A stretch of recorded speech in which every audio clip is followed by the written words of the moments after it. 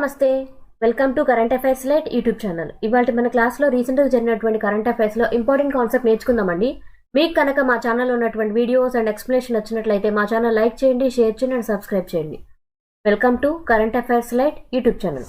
ఇవాళ మన కాన్సెప్ట్ వచ్చేసి ఈఎస్సిఆర్ పోర్టల్. సో ఈఎస్సిఆర్ పోర్టల్ గురించిన రిపోర్ట్స్ ఏవైతే ఉన్నాయో అండ్ లాస్ట్ ఇయర్కి సంబంధించినటువంటి కేసుల పరమైనటువంటి రిపోర్ట్ అనేది తాజాగా వెలుగులోకి వచ్చిందనమాట. అసలు ఈఎస్సిఆర్ అంటే ఏంటి? సో ఈఎస్సిఆర్ అనేది electronic version of supreme court reports. అంటే సుప్రీంకోర్టుకి సంబంధించినటువంటి జడ్జిమెంట్లకు సంబంధించినటువంటి రిపోర్ట్స్ ఏవైతే ఉంటాయో వాటికి సంబంధించినటువంటి ఈ ఎలక్ట్రానిక్ వెర్షన్ని ఈఎస్సిఆర్గా పిలువబడుతుంది. అసలు ఈఎస్సిఆర్ అనేది ఎందుకు న్యూస్లో వచ్చింది? సో ఈఎస్సిఆర్ అనేది ఎందుకు న్యూస్లో వచ్చిందంటే లాస్ట్ ఇయర్ 2023 జనవరి స్టార్ట్ అయినప్పటి టైంలో ఈ యొక్క ఈఎస్సిఆర్ పోర్టల్ అనేది స్టార్ట్ చేసినప్పుడు 2238 ట్రాన్స్లేటెడ్ జడ్జిమెంట్స్ తోటి ఈ యొక్క ఈఎస్సిఆర్ పోర్టల్ అనేది స్టార్ట్ చేయడం జరిగింది. అండ్ 2023 సంవత్సరము డిసెంబర్ నెల ముగిసే టైం కల్లా కూడా నియర్లీ 31,000 కేసులు కూడా, అంటే ఇక్కడ కేసులన్నింటినీ కూడా ట్రాన్స్లేషన్ అనేది చేయడం జరిగింది. అండ్ షెడ్యూల్డ్ భాషలన్నింటిలో కూడా, అంటే మన దేశంలో ఉన్నటువంటి ఇతర భాషలన్నింటిలో కూడా ఈ ఈఎస్సిఆర్ పోర్టల్లో ఆ తీర్పులు అనేవి వాళ్ళ భాషలోకి తర్జుమా చేసి ట్రాన్స్లేషన్ అనేది చేయడం ద్వారా ఇన్ని కేసులను కూడా ట్రాన్స్లేట్ చేసి వాళ్ళు అందించడం జరిగింది. అండ్ వీటి యొక్క రిపోర్ట్ మొత్తం కూడా ఈ యొక్క ఈఎస్సిఆర్ పోర్టల్లో పొందుపరచబడుతుంది. అసలు ఈఎస్సిఆర్ పోర్టల్ ఏమేంటి ఉంటాయి?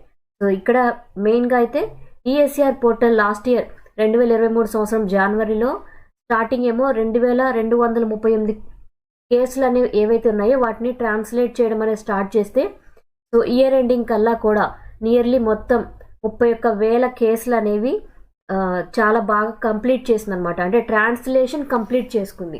అయిపోయిన జడ్జిమెంట్కి సంబంధించినటువంటి కంప్లీట్ డేటా రిపోర్ట్ ఏదైతే ఉంటుందో ఆ రిపోర్ట్స్ అన్నీ కూడా మిగిలిన schedule భాషల్లోకి అనువదించబడ్డాయి.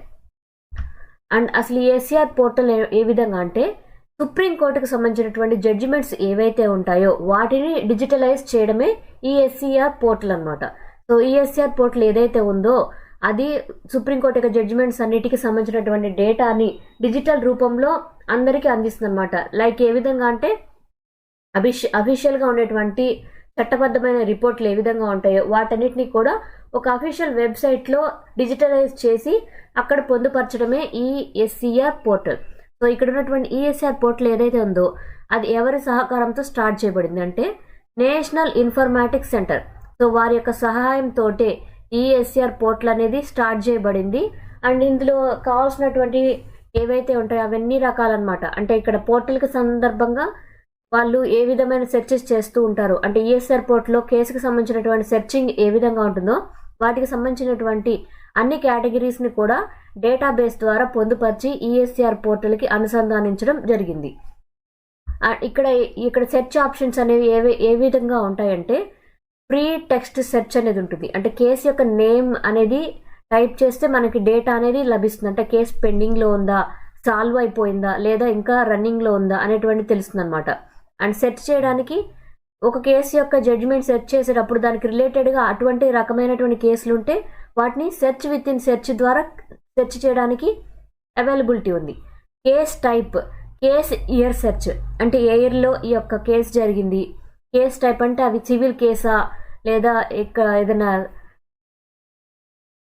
Civil case కానివా. Judge search పరంగా అంటే ఇక్కడ పర్టికులర్లీ ఒక న్యాయస్థానానికి సంబంధించినటువంటి కేసులు సుప్రీంకోర్టుకి ట్రాన్స్ఫర్ అయితే వాటికి సంబంధించిన విధంగా సెర్చ్ చేయడం. అండ్ వాల్యూమ్ సెర్చ్ అంటే ఒక్కొక్క చోట ఎన్ని కేసులు అనేవి సాల్వ్ అయ్యాయి, వాటిని ఎన్ని ట్రాన్స్లేట్ చేసి పెట్టారు. అండ్ బెంచ్ స్ట్రెంత్ పరంగా కావాల్సినటువంటి సెర్చ్ కూడా ఈ యొక్క పోర్టల్ ద్వారా అందుబాటులో ఉండబోతుంది. అండ్ ఈ యొక్క పోర్టల్ ఏ విధంగా అంటే ప్రతి ఒక్కరికి ఫ్రీ యాక్సెస్ ఉంది. అంటే ఇక్కడ ఉన్నటువంటి ఈ ఈఎస్సిఆర్ పోర్టల్ ఏదైతే ఉందో దాన్ని లాయర్స్ వాడుకోవచ్చు, లా స్టూడెంట్స్ వాడుకోవచ్చు, అండ్ జనరల్ పబ్లిక్ కూడా ఈ పోర్టల్ ద్వారా కావాల్సినటువంటి డేటా అనేది తీసుకోవడానికి వీలు కల్పిస్తుంది. అది కూడా చాలా రకాలైనటువంటి భాషల్లోకి తీర్పులను అనువదించబడి అందరికీ అందుబాటులో ఉండే విధంగా ఈ ఈఎస్సిఆర్ పోర్టల్ని రూపొందించడం జరిగింది. సో ఇక్కడ ఈఎస్సిఆర్కి సంబంధించినటువంటి జడ్జిమెంట్స్ అంటే ఇక్కడ సుప్రీంకోర్టు వెబ్సైట్లో ఉన్నటువంటి విధంగానే జడ్జిమెంట్స్ అన్నీ కూడా ఈ యొక్క ఈఎస్సిఆర్ పోర్టల్ అవైలబుల్గా ఉంటాయి. సో సుప్రీంకోర్టు వెబ్సైట్లో అండ్ మొబైల్ యాప్లో ఏ విధంగా ఉంటుందో అండ్ దాంతోపాటు నేషనల్ జ్యుడిషియల్ డేటా గ్రిడ్ దానికి అది ఒక జడ్జిమెంట్ పోర్టల్ అనమాట. దానిలో ఏంటంటే అసలు మన దేశం మొత్తం మీద కూడా ఏ విధమైనటువంటి కేసులనే సాల్వ్ అయ్యాయి, ఏ విధంగా వాటి యొక్క స్టేటస్ ఉందో తెలిపేటువంటిది నేషనల్ జ్యుడిషియల్ డేటా గ్రిడ్ అనమాట. దాన్ని అనుసంధానించి అండ్ సుప్రీంకోర్టు వెబ్సైట్, దాంతోపాటు ఒక మొబైల్ యాప్, వీటన్నిటిని కూడా కలిపి ఈ ఎస్ఆర్ పోర్టల్ ద్వారా మనకి అందుబాటులో ఉంచడం జరిగింది. And national judicial data grid, so NJDG అంటాం. So national judicial data grid ఏదైతే ఉందో ఇది ఒక నేషనల్ రిపాజిటరీ అనమాట. రిపాజిటరీ అంటే అక్కడ సంక్షిప్తం చేయబడ్డం అంటాం.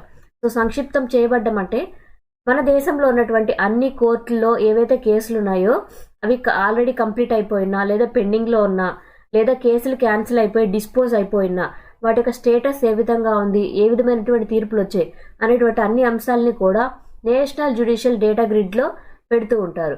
అండ్ ఈ యొక్క ఎన్జేడీజీ ఏదైతే ఉందో అది కూడా నేషనల్ ఇన్ఫర్మాటిక్స్ సెంటర్ యొక్క సహాయంతో and registries in-house software development team యొక్క సహాయంతో, అంటే రిజిస్ట్రీస్ ఇన్హౌస్ సాఫ్ట్వేర్ సహాయంతో ఈ యొక్క పోర్టల్ని అంటే గ్రిడ్ని కూడా వాళ్ళు మెయింటైన్ చేయడం జరుగుతుంది. గ్రిడ్ అంటేనే అక్కడ నెంబర్ ఆఫ్ కేసెస్కి సంబంధించినటువంటి డీటెయిల్స్ అన్నిటినీ కూడా ఒక పోర్టల్ లాగా పొందుపరుస్తారు. ఇది ఒక సాఫ్ట్వేర్ తోటి ఉన్నటువంటి డేటాబేస్ అనమాట. ఈ డేటాబేస్ని మన ఈఎస్సిఆర్ పోర్టల్కి కనెక్ట్ చేయడం జరిగింది. అండ్ ఇక్కడ ఉన్నటువంటి ఫీచర్స్ ఏ విధంగా ఉంటాయి అంటే ఎన్జేడీజీ పోర్టల్ పరంగా ఎన్జేడీజీ యొక్క డేటాబేస్ ఏ విధంగా ఉంటుందంటే ఇది ఒక ఇంటరాక్టివ్ ఇంటర్ఫేస్ పరంగా ఉంటుంది. అండ్ ఎనలిటిక్స్ డాష్ బోర్డ్ ఉంటుంది. అంటే ఎనలిటిక్స్ డాష్ బోర్డ్ అంటే ఎన్ని కేసులు రావడం జరిగింది, ఎన్ని కంప్లీట్ అయ్యాయి, ఎన్ని కేసెస్ అనేవి పెండింగ్లో ఉన్నాయి, ఇటువంటి డేటా అనేది మనకి ఒక బార్ కోడింగ్ ద్వారా అండ్ ఇక్కడ ఏ విధమైనటువంటి కేసులు ఉన్నాయి, ఎన్ని కేసులు ఉన్నాయి, ఎన్ని సాల్వ్ అయిన డేటా అనేది మనకు లభిస్తుంది అనమాట. కేసు రిలేటెడ్ ఇన్ఫర్మేషన్ మొత్తం కూడా మన యొక్క ఎన్జేడీజీ ద్వారా తెలుసుకోవచ్చు. అండ్ ఇన్స్టిట్యూషన్ పరంగా ఏమైనా స్టాటిస్టిక్స్ ఉంటే అవి కూడా తెలుస్తాయి. పెండెన్సీ ఆఫ్ ది కేసెస్ తెలుస్తుంది.